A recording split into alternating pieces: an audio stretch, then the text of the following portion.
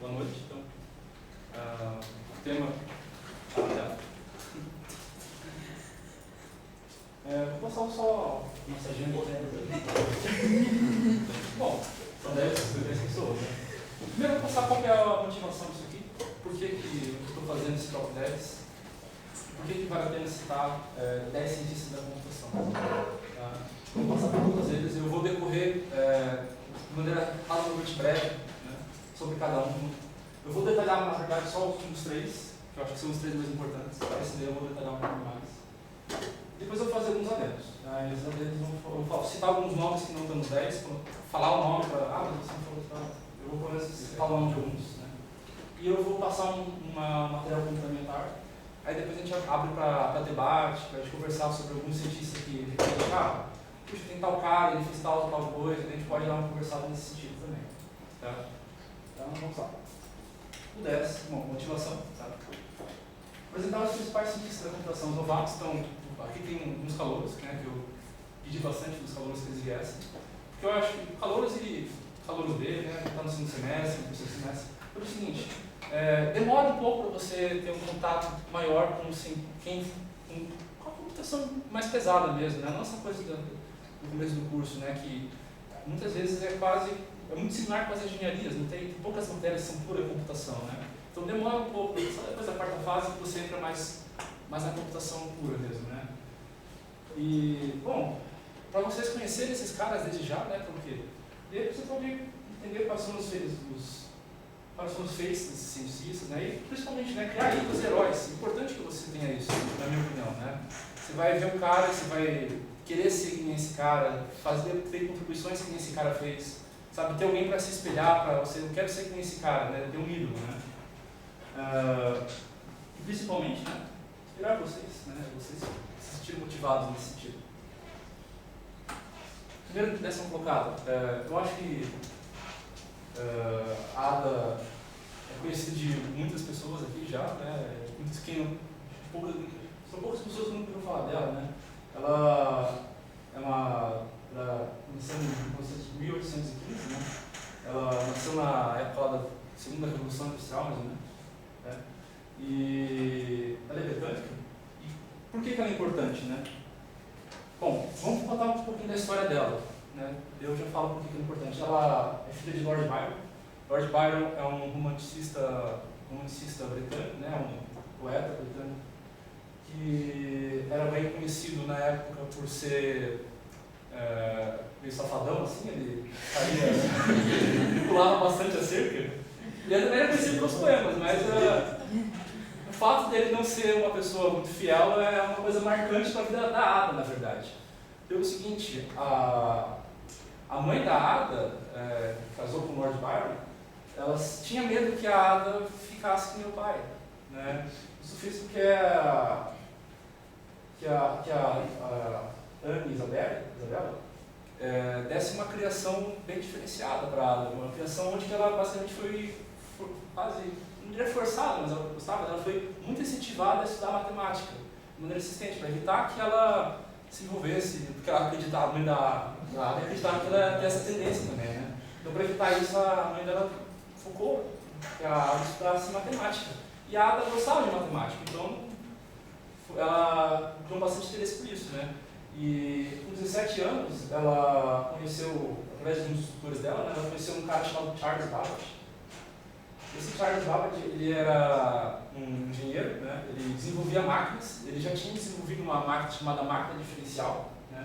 Essa máquina diferencial ela calculava logaritmos, fazia diversos cálculos que na mão eram bem difíceis. E essas máquinas na época eram bastante interessantes para uso naval.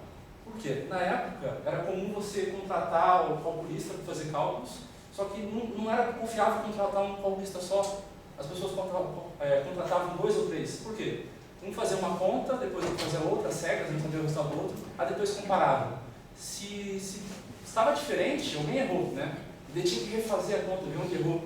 E a vantagem de usar a máquina é que a máquina, no princípio, não é para errar, né? A máquina sempre vai dar o mesmo resultado que uma dada entrada. E por isso que essas máquinas são muito interessantes. A máquina diferencial ela fazia cálculos matemáticos, né? Agora, a máquina, chamada máquina analítica de Babbage, era diferente. Ela era bem diferente das máquinas anteriores. Por que ela era diferente? Ela era capaz de manipular símbolos, fazer manipulações algébricas. E ela era, deixa eu falar mais um pouquinho, mas ela era uma máquina que dá para dizer que era de propósito geral. Ela era de propósito geral e reprogramável. Similar a isso aqui, mas é claro, era tudo mecânica. Essa máquina analítica ela nunca foi construída de verdade, né? Por quê? Ele começou a ser construída, teve um financiamento, mas o financiamento foi cortado no meio. Ela era muito complexa, muito cara, né? Mas ela começou a ser construída, né? Ela não chegou a ser terminada. E de repente, se tivesse sido terminada, tudo que a gente viveu ali no século XX poderia ter sido adiantado num século, sabe? Toda aquela revolução que o computador trouxe para a humanidade podia ter sido adiantado num século, mas não foi porque cortaram o financiamento da máquina, né? Claro que ela não seria uma máquina como de bobinas, aquelas máquinas como a gente tinha, né? Mas essa é uma máquina mecânica que faria cálculos, ela faria qualquer algoritmo, colocava um algoritmo e ele executaria, como esse computador aqui, né? Então, o que aconteceu? Lá apareceu o Charles, né, o Charles Babbage, e ele começou a trabalhar nos artigos dessa máquina. A Ada começou a trabalhar nesses artigos. Ela traduziu uma descrição da máquina que foi feita por um italiano chamado Luigi Medebra, né? E adicionou diversas condições. Na verdade, esse trabalho que ele fez em cima desse artigo do Luigi era maior que o próprio artigo do Luigi e continha diversas correções e diversos algoritmos, né? Então, ela fazia algoritmos, na verdade, ela fazia programas, né, para serem rodados nessa máquina. Aqui tem uns cartões que seriam utilizados na máquina, cartões de furo, e se poder colocar na máquina, a máquina ia executar esses cartões, né? Algo similar que a gente tinha ali nos anos 90, né? No século XIX, desculpa. Então, a Ada é dita ser a primeira programadora da história, né? A primeira pessoa que escreveu um código que poderia ser utilizado em uma máquina, apesar de que a máquina nunca existiu. Então, ela está na 10ª posição devido a essa contribuição para a ciência da computação, antes mesmo da ciência da computação existir. Então, ela foi a primeira cientista, a primeira programadora, antes da ciência da computação ser inventada de fato.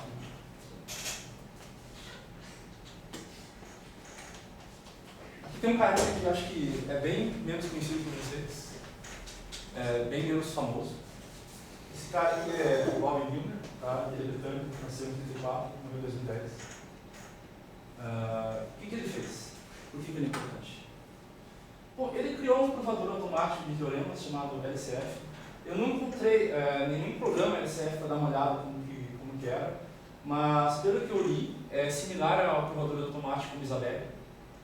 Quem já viu algum provador automático de teorema, esse LCF provavelmente era similar Isabelle é similar ao LCF, né?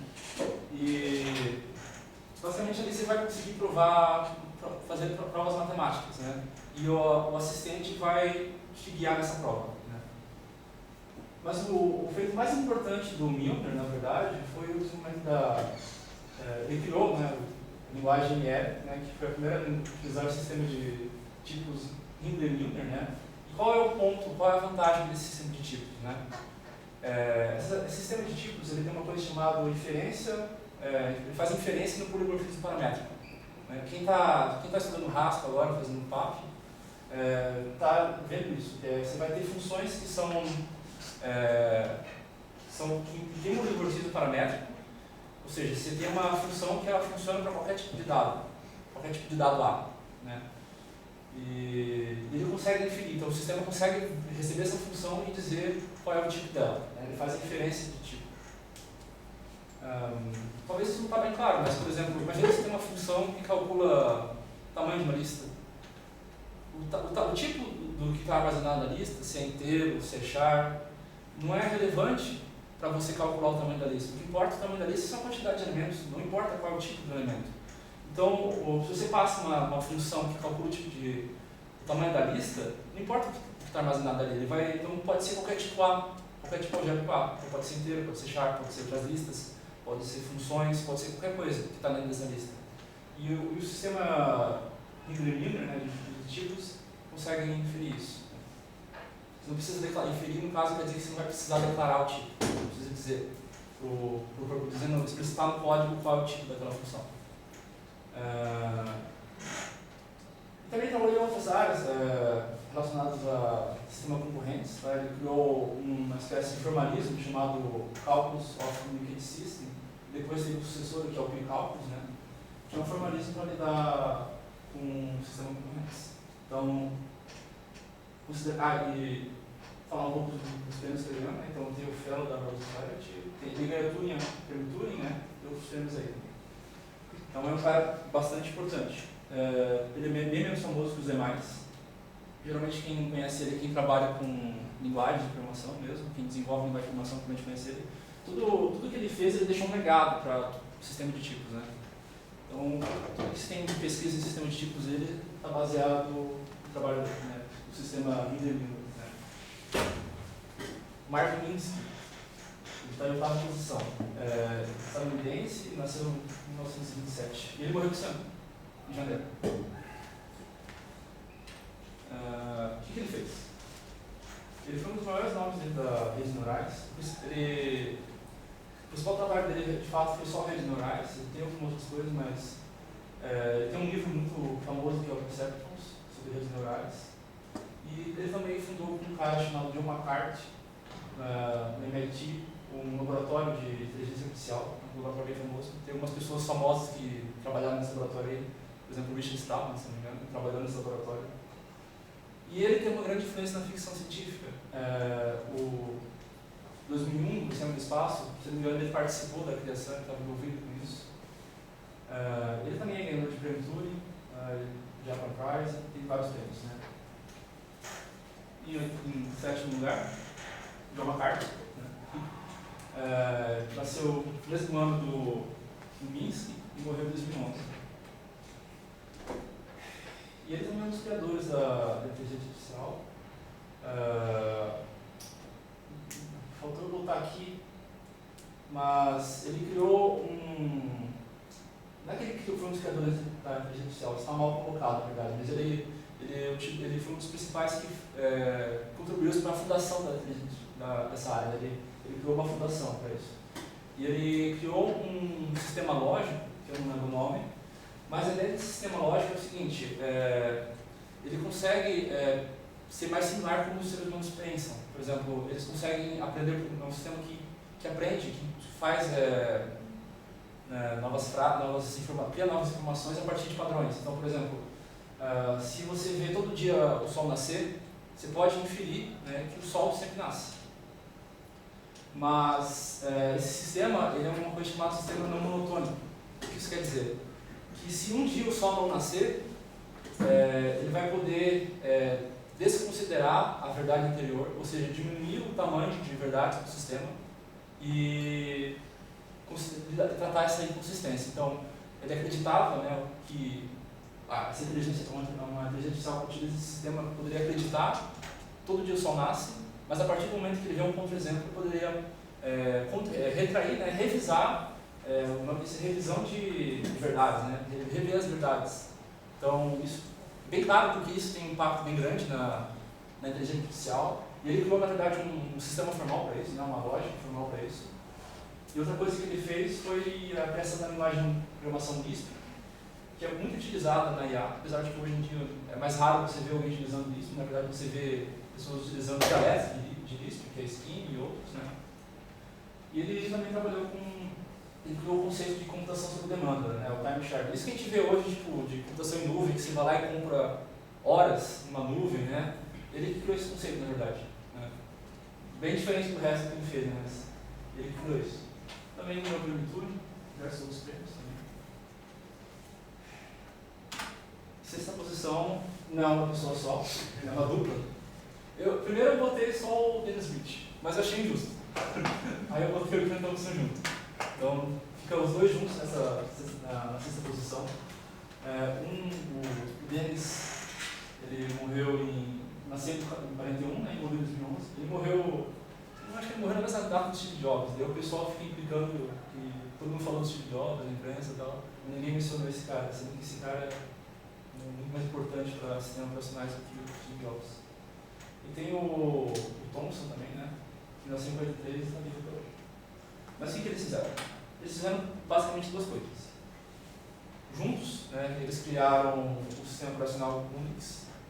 Unix foi um sistema operacional que teve diversas mudanças no funcionamento. Ele é basicamente uma filosofia. As coisas são divididas em módulos, como funciona o sistema de arquivos, né? Basicamente tudo no sistema Unix ou é arquivo ou é pasta, né? Tem diversas coisas que definem o Unix. E ele é um sistema operacional que gerou sucessores, né, indiretos. O maior caso é o Linux, né? O BSD também. Bom, essa foi a principal dos dois, a contribuição dos dois juntos. Isso daí, sem dúvida, tem um impacto muito grande no estado da computação atualmente, né? Mas o Dennis, em particular, ele criou a linguagem C, né? Ele desenvolveu a linguagem C. Ambos ganharam todos os prêmios juntos, né? Eu botei os dois juntos porque eu falei assim, cara, ele ganhou um prêmio, esse ganhou o mesmo prêmio, juntos. Os dois sempre ganhavam os mesmos prêmios juntos. Acho que dá para considerar como uma pessoa só. Daí eu botei os dois juntos. Eles são uma pessoa só.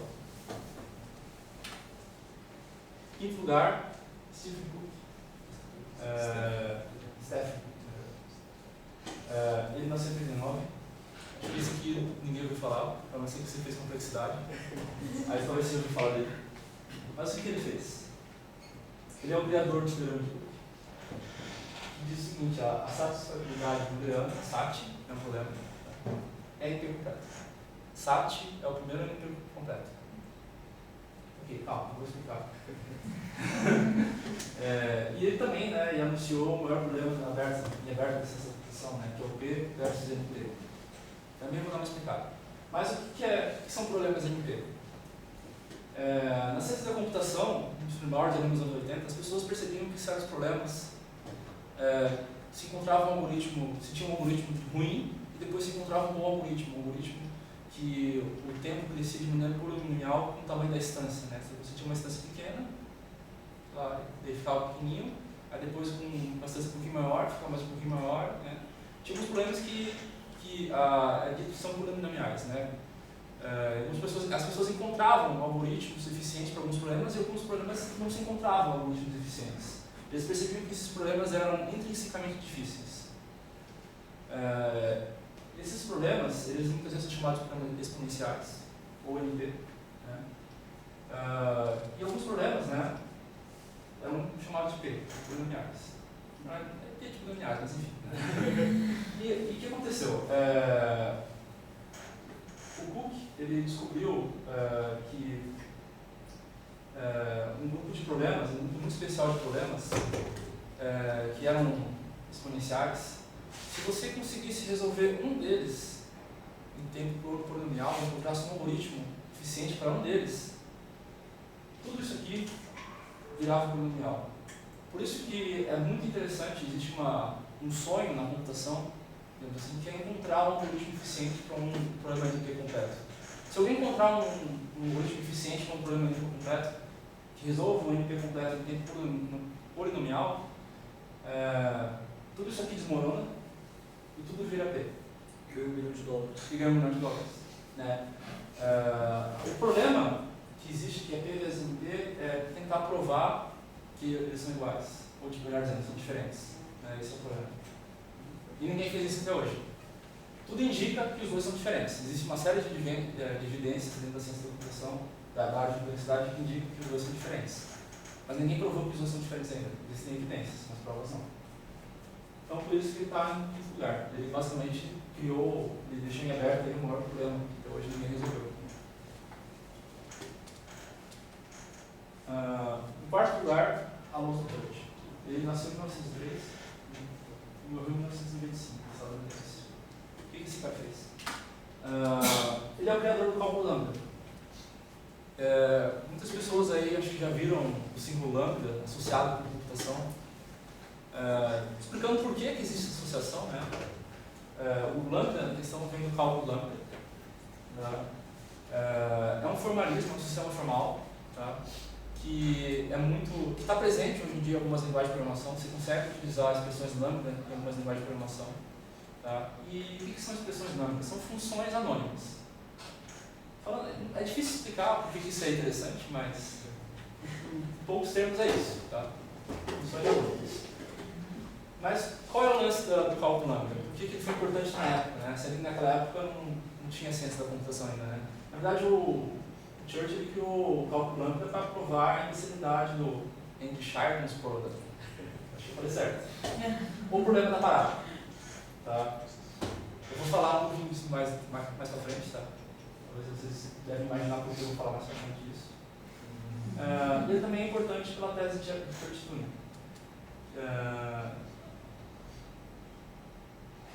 Eu ia falar um pouquinho sobre a frente da tese de Church-Turing, porque acho que falar agora fica um pouquinho spoiler. Spoiler.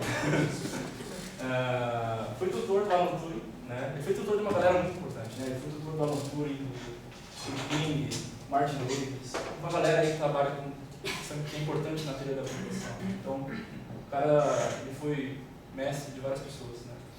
Importantes na teoria. Esse velhinho aqui é a nossa maior relíquia, eu acho que diria. É o cara vivo atualmente, mais importante que tem na ciência da computação. Esse velhinho com cara de tartaruga. Bom, dono de Knut, ou só Knut. Nasceu em 88. O que ele fez? Bom, acho que não tem como deixar de mencionar isso aqui. Ele é autor do livro The Art of Computer Programming. Esse livro não é um livro só, na verdade. Ele é uma série que, atualmente, acho que existem 3 livros ou 4. É que 5 livros, mas ele planejou 6, se eu não me engano, né? Então, assim, ele planejou vários livros, mas ele não escreveu todos até hoje, né? Então, mas existem uns 5, né? 5 existem. E a gente tem aqui na biblioteca 3. E eles iam pro lixo. Tipo, a biblioteca ia descartar uns livros aí e botaram na lista de descarte esses livros. A gente só tem uma unidade deles, inclusive. Tá um traste o livro, assim, tá bem mal surrado, bem velhinho. Mas assim, o livro, pessoal, esse livro, por exemplo, se um dia vocês quiserem tomar uma surra, peguem eles. Vocês vão tomar uma surra. Porque os livros são, principalmente o terceiro livro que eu peguei, de algoritmos seminuméricos, assim, eu não entendi por livro, assim, é bem difícil, é um livro bem difícil mesmo. Não é um livro assim, que foca em didática. Você vai procurar, por exemplo, foi engraçado, eu estava fazendo complexidade e eu fui pesquisar umas referências de aritmética com precisão arbitrária, né, que eles utilizam no GNP, né, que é a Biblioteca de Precisão Arbitrária do GNU. E você vai ver na bibliografia que eles utilizaram, é só esse livro. Tudo que está na biblioteca de GNP foi baseado nesse livro aqui. Tá? Toda essa biblioteca de precisão arbitrária de GNP está retirada desse livro. Ele não é o autor dos algoritmos, na verdade. Ele apresenta os algoritmos, ele faz a análise de complexidade desses algoritmos e explica matematicamente. Ele sorte parece que foi ele que criou. Sorte, não sei. Não estou enganado, vamos ver se de ordenação. Mas então, ele tem algoritmo, ele é o principal livro da ciência da computação. Tá? É o livro mais importante. Tudo que tem nesses livros tem que ser matéria do curso, basicamente. Se não é, acho que deveria ser. Deveria ser. E ele criou a análise de complexidade de algoritmos, né, que em complexidade de algoritmos na nossa disciplina aqui a gente dá uma olhada nisso. Né, a gente vai aprender a olhar o algoritmo e dizer qual a complexidade dele. A gente faz esse tipo de análise de complexidade. Ele também criou o sistema tipográfico TeX, depois deu origem ao LaTeX, que a gente usa hoje mesmo, mas ele criou o TeX. Ele criou alguns algoritmos também, algoritmo X, na verdade é o Dense Links, né? Dense Links. Ele criou um algoritmo também, o GNU de Morris, é o algoritmo de expressão memórias? Para achar substring no string. Tá. Ele também ganhou o prêmio Turing, né? Aí vamos ao segundo lugar, sendo bem rápido até. Quem é esse cara? Esse cara, eu tenho uma dificuldade bem grande de falar o primeiro nome. Eu não falo o primeiro nome dele. O segundo nome eu falo como acho que é, mas eu provavelmente estou errado. A maioria das pessoas por aí falam Dijkstra, que é o nome dele. Eu falo Dijkstra, tá? Porque ele não é americano, ele é holandês. E é bem difícil pronunciar o nome dele. Infelizmente ele já morreu. Morreu em 2002, nasceu em 1930. E agora eu vou começar a ficar um pouquinho mais devagar mesmo, porque eu tenho muita coisa para falar dele. Esse cara é mito. Não por quê. Tá? Faltou espaço no que ele fez. Bom, quem está fazendo grafos vai conhecer um algoritmo chamado algoritmo de Dijkstra, que é o algoritmo que tem o nome dele, que serve para encontrar o caminho mínimo em grafos, é um algoritmo clássico de grafos. E também ele redescobriu o algoritmo de Primo, né, que é para achar a menor árvore geradora. Né. E ele redescobriu porque teve um cara antes que descobriu isso, e depois foi lá descobriu e publicou. Mas ele redescobriu. Né. Ele também trabalhou com teorias grafos, né. Ele trabalhou com sistemas operacionais. Né. Na tese de doutorado dele, ele desenvolveu um sistema operacional chamado D, que era tipo batch. Né. Só que ele foi o primeiro que teve camadas de abstração e suporte nos testes. Tipo, tudo que ele fez é incrível, né? É uma coisa bem nata, assim, né? E ele também criou a variável de semáforo, que é bastante utilizado em disputa de sistemas com várias séries, né? Ele trabalhou no primeiro compilador da linguagem Java, então ele trabalhou com compiladores também. O cara... ele... Olha só, isso é muito legal. Essa recursão hoje, com o Peter que a gente vê hoje, foi ele que produziu, na linguagem AGOL, inclusive. Foi a primeira linguagem que teve o AGOL 60, na verdade. Tá? Foi a primeira linguagem que teve recursão, né, com pilha. E o mais importante, eu acho que dele o maior legado que a gente tem dele é a programação estruturada. O que é a programação estruturada? São aquilo utilizando estruturas. Quais estruturas? Classes de indução como for, while, né? Agora estou fazendo algoritmo uma vez como para, faça, não sei. O repita até, essa coisa aí. E ele também criou essas coisinhas aí. Sei lá, o desvio condicional, o if, né? Bom, acho que o maior legado é esse, né, para a programação. Ele defendeu isso aqui. Uma coisa que ele era radicalmente contra era o uso do GoTo. Hoje em dia as pessoas nem aprendem mais o GoTo, na verdade, as pessoas aboliram isso do ensino. O GoTo é uma instrução que você botava no código, o código estava executando assim para assim, aí você falava GoTo e passava uma label. Aí ele pulava para onde estava a label. Tá? Isso talvez para vocês assim não pareça ser uma coisa muito ruim, mas isso gera o famoso código espaguete. O teu código está indo para cá, depois vai para lá, depois vai para outro lado, assim. Aí você não consegue mais encontrar, fazer um trace, assim, um caminho que ele percorreu, ele vira um espaguete, ele vira uma bagunça. Né?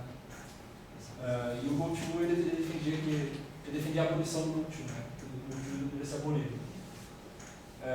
Ele era um defensor bem ferrenho, né, de metodologias matemáticas na programação.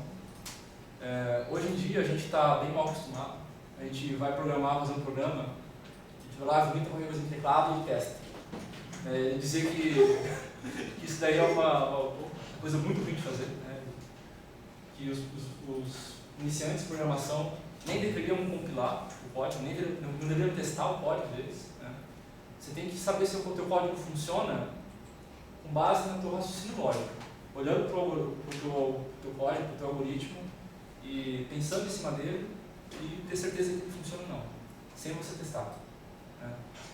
Hoje em dia a gente não faz isso. É muito mal disciplinado nesse sentido. A gente vai lá, senta no computador, o professor pede fazer uma coisa, você vomita qualquer coisa, testa, aí se dá errado, se dá certo na primeira, você já para de testar. Né? Deu certo na primeira, não vai testar mais. E isso é bem errado, né, gente? Porque certo mesmo você deveria ter certeza que o teu programa funciona independente da execução dele. Ele também apresentou uma solução concorrente para usar múltiplas distâncias. Resumindo, ele fez de tudo. Esse cara ele teve um impacto gigantesco dentro da ciência da computação. Tanto pelos trabalhos dele quanto por uns textos que ele escrevia. Ele é famoso por os textos chamados EWDs. Existem 1.600 desses textos. Ele escreveu 1.600 textos à mão. Né? Ele sempre escrevia as coisas na mão. E ele escrevia essas coisas na mão e passava para outras universidades, e as universidades faziam cópias e mandavam para outras, espalhando assim, não digitalmente, mas fisicamente, para eles espalhando. Né? E esses textos ele falavam sobre diversas coisas relacionadas à ciência da computação. Ele fazia, ele é famoso por criticar a engenharia de software. Ele criticou tanto, tão pesadamente a engenharia de software naquela época que o pessoal até hoje está magoado com ele. Não perdoa hoje até. Até hoje o pessoal da engenharia de software tem uma raiva dele. Isso é verdade. Você fala com o cara da engenharia de software, às vezes o cara não gosta.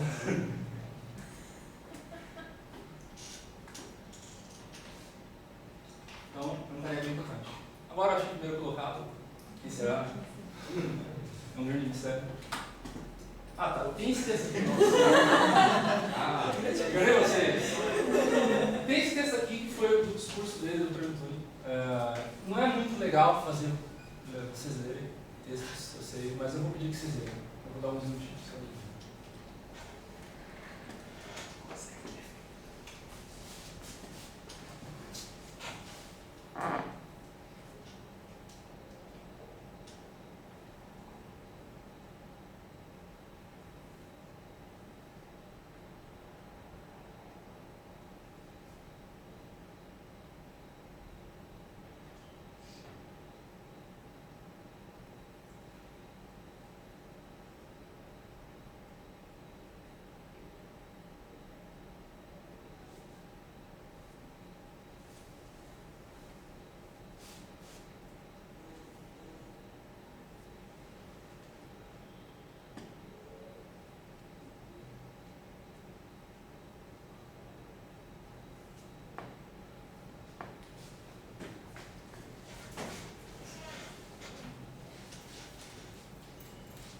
Todo mundo leu? Considerando os olhares de vocês, já dispersou da cara. Então, isso aqui resume bastante o que eu falei, na verdade. Né? Por que ele foi importante, o impacto que ele teve. Né? Esse aqui é o texto do discurso de quem falou sobre ele no Pergunto. Que ele ganhou. Quais foram os prêmios dele? Né? Prêmio Turing, claro, e diversos outros. Ganhou vários prêmios. E agora sim, o primeiro colocado.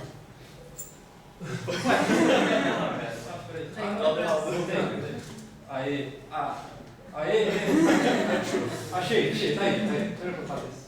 Eu estava achando que tinha dado um problema na computação da TEC e tinha repetido o segundo colocado. Mas enfim. Alan Turing. Britânico. Nasceu em 1912, em 1954. Morreu bem jovem, 40 anos. O que é importante? Ele fez a mesma coisa que o Alan Turing, só que ele provou a necessidade do enxergar dos problemas de outra maneira, uma maneira bem diferente. Ele provou através das máquinas dele. A gente chama de máquina de Turing, mas ele não era arrogante o suficiente para chamar a máquina dele de máquina de Turing. Ele não fez isso. No artigo original ele chama de máquina automática. Ele provou esse problema da parada. O que é o problema da parada? Eu vou explicar para vocês finalmente. Em termos breves, eu não vou provar, fazer a prova do problema da parada, mas eu vou enunciar o problema. O que é um teorema? Para começar, o teorema é uma verdade que foi provada. Existe uma prova, ou o teorema é ou uma verdade que foi provada ou um dos axiomas do sistema. O que aconteceu? Isso aqui ele provou em 1933, 1934. Em 1930, um cara chamado Kurt Gödel, ele demonstrou que qualquer sistema formal forte o suficiente para representar a aritmética de maneira completa tinha proposições que eram verdadeiras, mas não eram teoremas. Ou o sistema era inconsistente.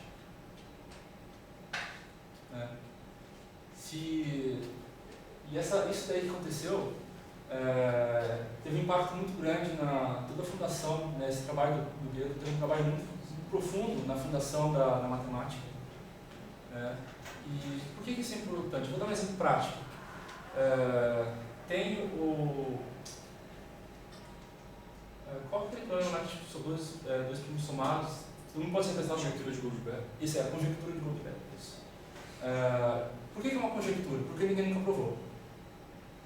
Por que ninguém nunca provou? Sendo que parece que é verdade. Porque nunca se encontrou um contra-exemplo. Isso foi testado há muito tempo.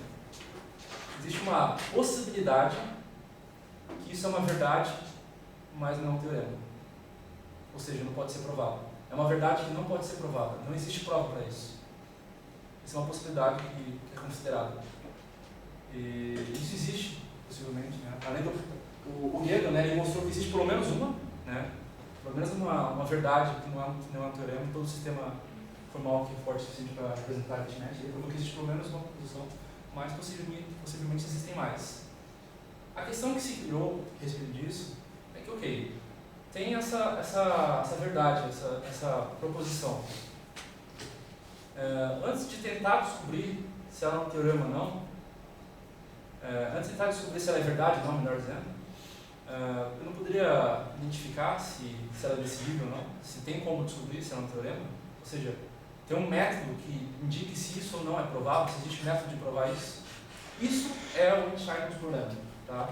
Que a gente chama de problema da parada, atualmente. E isso que foi que o Alan Turing e o Church provaram ao mesmo tempo, com métodos diferentes. Um não sabia do trabalho do outro, né? O Alan Turing estava na Inglaterra, e o Church estava lá nos Estados Unidos, e eles trabalharam de maneira independente e provaram a mesma coisa com métodos diferentes. Então, a tese de Arthur-Turing, né, representando aqui, é o trabalho que o Turing foi para os Estados Unidos, né, trabalhar nessa equivalência entre as máquinas de Turing e o cálculo lambda. Isso resultou na tese de Arthur-Turing. Né. E uma coisa muito importante do trabalho de Turing, que ele utiliza máquinas de Turing, é que ele criou uma coisa chamada máquina universal. E esse conceito de máquina universal teve um impacto bem grande depois, porque o John von Neumann ele olhou esse conceito aqui e ele utilizou esse conceito de máquina universal para criar a arquitetura de von Neumann. Né? Então, uma máquina que computa outras máquinas, né, explicando o que é uma máquina universal, você pode entender assim como esse computador.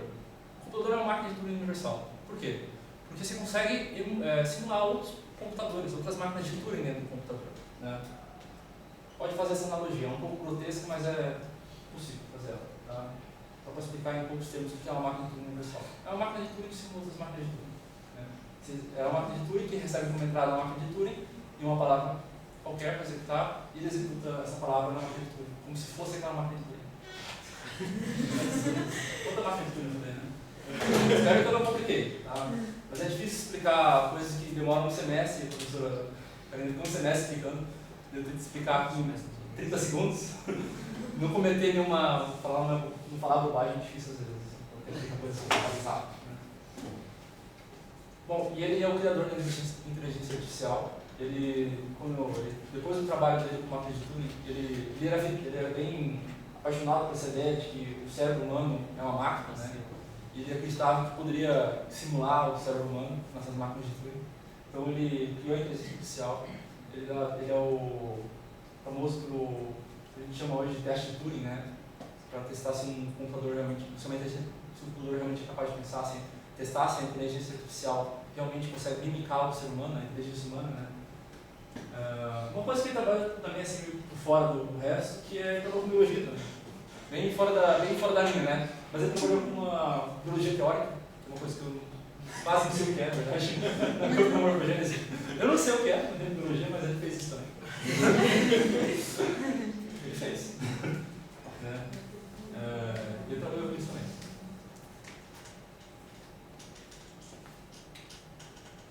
Eu vou citar alguns nomes aqui, acabou o top 10, né? Vou citar mais alguns nomes aqui. Esse cara, esse Tim Berners-Lee, ele criou o www. Né? Ele não criou a internet, ele criou o www, né? As páginas da internet, como funciona. Tem Grace Hopper, que é uma mulher, ela trabalhou lá na Segunda Guerra, ela foi uma das pessoas que trabalhou naquelas máquinas da Segunda Guerra, né? Logo depois da Segunda Guerra, ela continuou no exército e trabalhou muito nas linguagens de programação, né? Então ela foi o principal foco dela foi na linguagem de programação mesmo, por isso que é importante. Ela ajudou a desenvolver umas linguagens de programação. Tem esse cara aqui chamado John Hopcroft. Ele é conhecido por seu trabalho em linguagens formais. Né? Ele também tem alguns algoritmos, que eu não lembro agora o nome, mas ele trabalha tem alguns algoritmos famosos também. Tem o Papa Dmitri, O Papa Dmitry é bem conhecido por uma série de livros que ele tem, um escritor de livros didáticos de ciência. Eu não sei se tem algum trabalho relevante em termos de pesquisa, assim, uma coisa inovadora que ele fez, eu desconheço. Da mesma maneira, o Thomas Cormen, né? O Thomas Cormen também é famoso pelo livro dele, Introdução a Algoritmos, que chama Introdução. Não é uma tradução assim, e ele é mais famoso por esse livro dele, né? Então é um dos livros. Ele é tão importante, ele é menos importante que o The Art of Computer Programming do Knut, mas ele é muito mais acessível para meros mortais, né, gente? Então, ele é muito mais fácil de entender, é um livro mais didático, ele é bastante utilizado. Alguns professores dizem que se você tiver que comprar um livro na sua graduação, tem que ser o livro dele, o Introdução a Algoritmos. Bom, mas então, eu queria abrir um espacinho agora assim para quem quiser sentar mais alguns nomes, explicar, debater por que esse cara é importante, eu não botei aqui, ou então criticar alguma escolha minha, quem sabe, esse cara não está nessa posição, ele é muito mais importante do que você falou aí, devia ser o primeiro, sei lá, né? Então eu vou abrir um espaço para debate, alguém quer mencionar alguém? Von Neumann. Verdade. Von Neumann. Verdade. Para quem é da computação, Von Neumann fez a arquitetura de Von Neumann, que foi... Agora sim. É um modelo mais físico de computação, né? Que mais tarde foi melhorado e ele levou a arquitetura de Howard, que é extremamente próximo do que a gente usa atualmente. Que tem a questão de barramento de dados, barramento de instrução, a separação da memória, unidade de controle, unidade aritmética. Isso é o nosso computador de hoje. É uma coisa bem próxima que ele fez lá depois da Segunda Guerra. É uma coisa bem antiga e é usada até hoje. Mais algum nome? Acho que o Stefan Wolfram. Não conheço. Quem? Wolfram. É do Wolfram. Ah, Aquele que faz coisas de calculadores. Ele veio matemática. Sim. Ele é bem conhecido pelo matemático, mas ele trabalhou com questão de modelos computacionais. Ele tem uma visão que o universo todo é um modelo computacional. Aí é uma visão bem maluca, assim. Tem um vídeo dele no YouTube que ele explica toda essa ideia dele.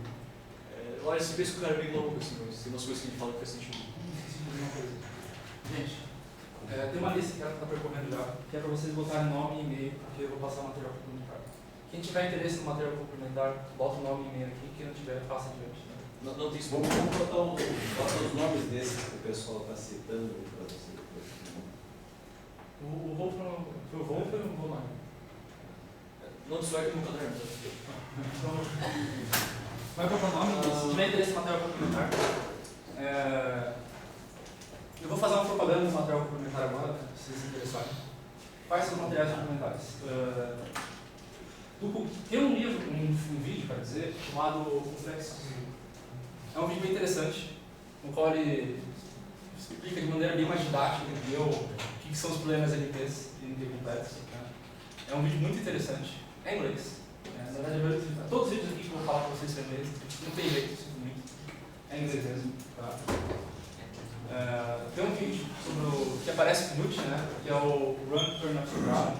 Não fala uma coisa assim, específica do trabalho do Knut nesse vídeo, mas ele fala de um azulejo que tem na casa dele, que é um fractal de um dragão, só que foi feito errado, por isso que é Run, Turn Up, Dragon. Tá? Do Dijkstra. Tem uma entrevista dele, né, uma TV, e tem dois textos deles, que eu vou passar os links para vocês no meio, tá? Que o primeiro é sobre a crueldade de realmente ensinar a ciência da computação. É um texto de são 30 páginas escritas à mão dele. A letra dele é linda, tá? Só uma fonte, inclusive, que foi feita, o nome dele, que foi baseado na letra dele. A letra dele é linda. O outro texto, na verdade, é uma carta, esse aqui é digitado, porque é uma carta que foi digitado, que depois me testa, desafio do trabalho. Programação como um desafio intelectual. Isso. Ratinho. Tá nervosinho de apresentar. Mas enfim. E esse texto aqui, ele conta uma história que ele foi convidado para um congresso. Quem conta essa história aí, quem conta esse texto aqui bem é o Cristiano. Ele falou para mim, falou que eu deveria ver esse aqui, eu vi. Ele vai num congresso lá e ele pega um papel, assim, trabalho para ler, um congresso de engenharia de software, e ele olha esse trabalho assim, ele não entende o trabalho. Aí ele, entendi, é uma piada. Aí ele sai falando, não, cara, olha só essa piada aqui. Aí eles postavam o trabalho assim, algumas pessoas achavam assim, super de mau gosto falar isso, que aquilo era uma piada. Algumas pessoas ele chegavam e caíam na gargalhada. Aí ele concluiu assim, o que você vai pensar de uma área? 50% das pessoas acham que um trabalho é uma piada. O outro 50% se sente ofendido quando fala que aquele trabalho é uma piada, né? Por isso que eu falo que ele criticava bastante ele software, né? Então, mais algum material complementar aqui? Lá no Twitter tem um monte. Alguns são de um canal chamado Numberphile e outros são de um canal chamado Computerphile. O primeiro, que é... esqueci de falar que eu trabalhando na quebra do código Enigma, né? Uma coisa que ele fez. Né? Mas esse vídeo aqui, esse número grandão aqui, é sobre as máquinas Enigmas, né? Que é da codificação alemã. Esses dois primeiros vídeos são sobre isso. Esse vídeo aqui explica o que é o problema da parada. Quem quiser descobrir o que é o problema da parada, lê esse vídeo aqui. Esse vídeo aqui é sobre o Busy Beaver, a ação do padre. Aqui é um problema indecidível. É bem interessante esse problema. Na verdade é um jogo. É a disputa para quem encontra a máquina de Turing Busy Beaver o maior possível, né, que compute a maior sequência de juntos. Só que isso é indecidível. Além de ser indecidível, é exponencial. É um problema assim bem difícil. Né? Então, é um jogo bem. É uma brincadeira bem difícil assim, de se fazer. Tá? Poucas pessoas se aventuram a fazer isso. E tem um filme que eu acho que a maioria das pessoas aqui já deve ter assistido, que é o jogo da animação do Imitation Game. Isso que é bem fiel ao filme. Né? Eu digo que não. Uma coisa que eu critico muito no filme é que no filme ele passa a imagem que aquela máquina que ele cria ali é a máquina de Turing dele, isso não tem nada a ver com aquela máquina mesmo. É tipo aquela máquina de Turing chamada Bomb Machine que ele desenvolve,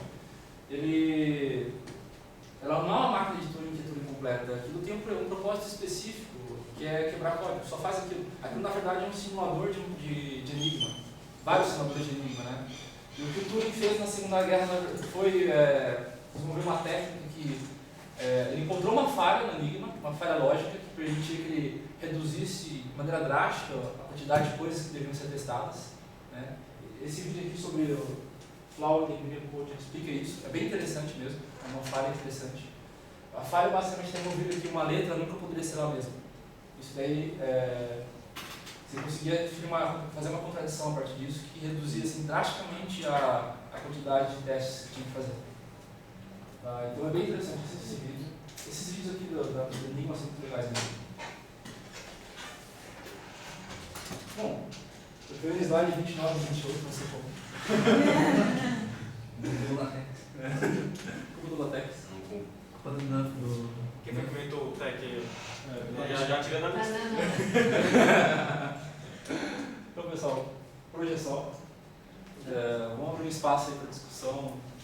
De repente, falar mais algum nome aí, ou alguém que quer compartilhar algum material sobre de interesse, assim, que é interessante assistir. De repente, passa para mim que eu já mando de e-mail todo esse material.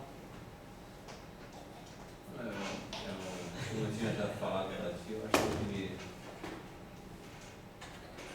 tem uma turma aí de matemáticos, né, que não está aí. Que não está aí. Que não está aí, né? Tem uma turma assim que, digamos, eles foram meio que contemporâneos, né? Foi o caso do Gödel, foi o caso do Russell. Não do Russell, ainda mais o outro Russell é filósofo, né? O Russell é filósofo. Mas o Russell também é. Tem o Boole também. Freire, bota lá o Freire.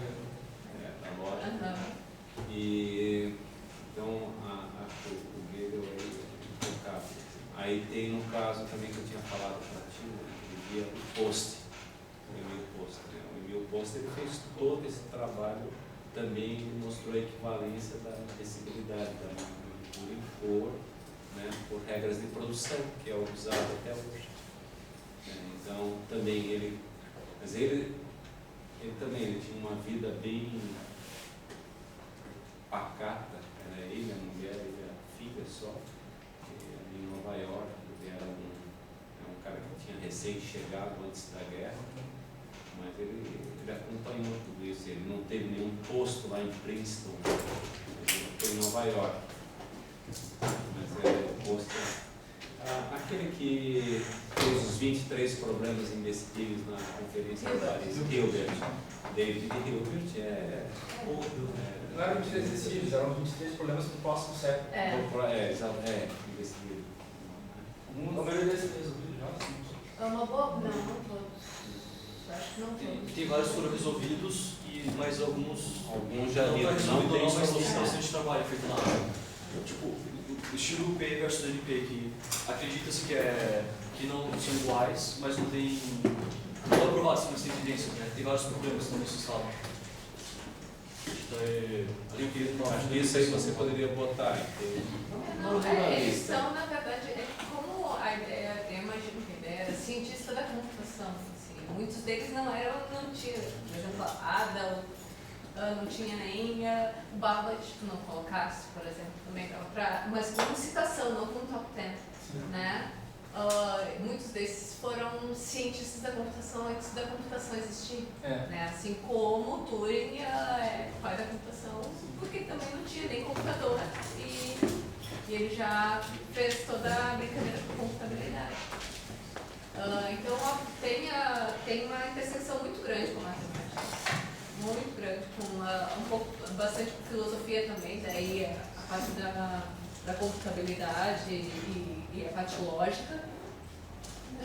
Mas eu vi que tu te atentaste mais àqueles que foram atuaram como computólogos. Né? Então, isso acaba retirando aí a possível presença desses lógicos. Mas seria interessante de colocar como dentro da tua parte de adendos isso. Aí, Copa Dimitrio é legal, aqueles que ainda não receberam a super propaganda daquele livrinho do Logic Comics. Tem um livro chamado Logic Comics que tem aqui. Tem 3 ou 5 exemplares, né? Vários exemplares. É extraordinário de bom. Sim, é muito legal. Vai lá e pega esse Logic Comics. É história em quadrinhos, tá, gente? Não é um livro chato de ler. Eu lembrei de um Tannenbaum. Tannenbaum, é verdade. Vacilou. Vacilou. O cara é muito importante na área de Tannenbaum. Nossa, o Tannenbaum tem livros assim que são fundação para esse também foi holandês. O Tannenbaum deveria estar no top 10. Cara, são profissionais deles. Se tu tirar a Ada, tu morre, mas... Gente, o que eu tiro ali? Menos A. Não tira, faz só 15. Top 11, top 11. É difícil tirar, mas não esquecer esse Não adendo. Vou colocar Tannenbaum. Tannenbaum, olha. Não, é bem. Tá mais algum nome que pensa em mais algum nome? Tem alguns menos famosos, assim, né? Mas, como tu tinha falado, o Frege fez um trabalho até contemporâneo, né? E aí tem assim, aquela turma da matemática ali, né? Também que tentaram seguir o que o Gödel fez. Né? E tem muita gente. Agora, um desafio seria tentar achar exemplares no Hemisfério Sul. Foi notar a localização geográfica está bem concentrada, na verdade, basicamente está entre Inglaterra e Estados Unidos, com exceção do Egito. Deve ser pelo menos os asiáticos, né? Pois é, os asiáticos também. Eu faço uma proposição aí, depois do pessoal organizar o colóquio, aí, um tema. em vez agora do nome de pessoas, softwares de impacto na história. Elencar 10 softwares de impacto. Algoritmo seria maneiro. Algoritmo seria mais interessante. Faz os dois? Algo mais. Não, por causa que eu queria achar alguém do Hemisfério Sul. Não, porque tipo assim, por Foi linguagem, proposital, programação entendeu? de impacto, né? Nós temos o representante mais, o único representante do Brasil que criou impacto, né? É o único representante do Brasil que criou impacto, é a linguagem pura. Ela é conhecida no mundo inteiro e todo mundo sabe que veio do Brasil. É a única coisa. O resto ninguém tem um outro ponto isolado, fez um artigo. O Keynote tem um artigo escrito com um brasileiro, né? Mas é um só, ele já se aposentou, o seu Jair. Eu ia botar o Renan aqui no top 10. É o top 10 baixo, né? Eu ia botar ele ser o zero. Mas era interessante, de repente, de linguagens, sistemas operacionais, talvez, e algoritmos. De linguagem é confusão. Linguagens ia dar muita briga. É que nem Ele chega no Java ali, já no segundo eu quero soco, palestra pessoal. sobre Emacs e VI, então. Pode ser. Que o VI é melhor. O material complementar poderia colocar também o artigo do teste de Turing. E a primeira sessão do artigo lá, o nome é Limitation Game, que daí eles tiraram o nome do filme. Tem uns livros que a gente poderia mencionar aqui para as pessoas que se interessaram por ler. Tem a Note, né? Que é um livro que serviu de base para fazer um colóquio que eu já fiz. Tem uns livros da área teórica que são muito interessantes. Olha, tem que pessoas sobre enredo, né? É interessante. Qual o nome é? É da Rebeca. Da Rebeca, não sei o que, Style. Tem mais não. Russell, tem umas porradas de facinhos, são fáceis de ler. São Não, coisas mas é que o Russell era filósofo, então a leitura do Russell é mais simples, não é algo Sim. técnico. Introdução à filosofia matemática. Exato, tem várias questões filosóficas e tal, de filosofia da matemática que ele coloca, que são muito boas. Tem até vídeos também, são poucos, mas existem vídeos do Russell também, que é bem legal. Tem um trechinho de entrevista dele muito bom para a BBC. Ele escreveu mais de 30 livros. O Russell uma máquina. A gente pode pegar o princípio matemática também, que é fácil.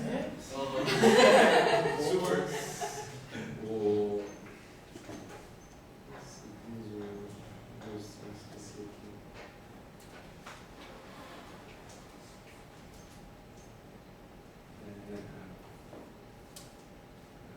Mas a ideia dos softwares também seria interessante pensar assim, talvez software, linguagens. Falando do próximo colóquio, né, tem dois que estão planejados já. O próximo é do Marcelo, que algumas pessoas já conheceram o Marcelo aqui.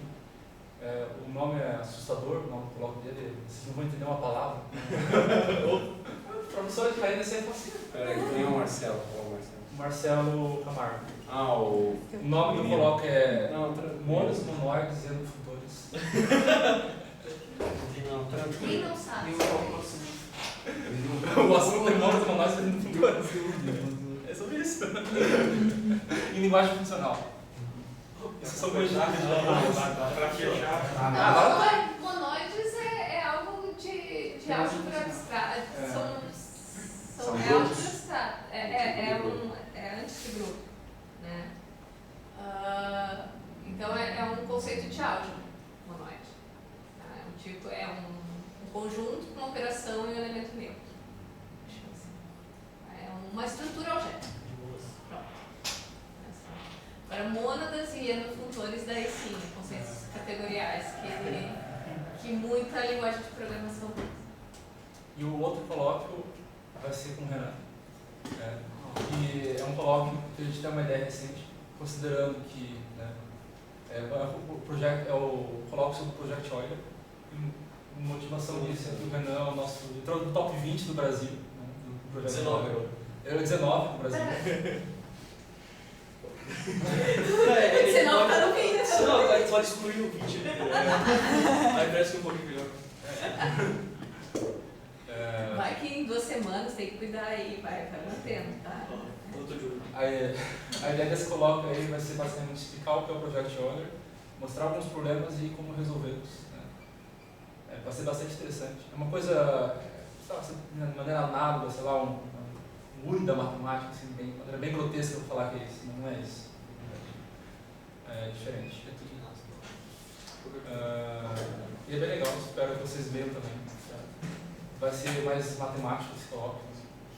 Mas não Programação também. junto os dois. Não, Ele é uma interseção de boa da matemática com computação. Tem que inspirar bons problemas da vida, né? Os bons problemas da vida. Bom, mas é isso. Renan, você pode vir aqui a hora finalizar. Bom, uma salva de palmas para o Rafael primeiro.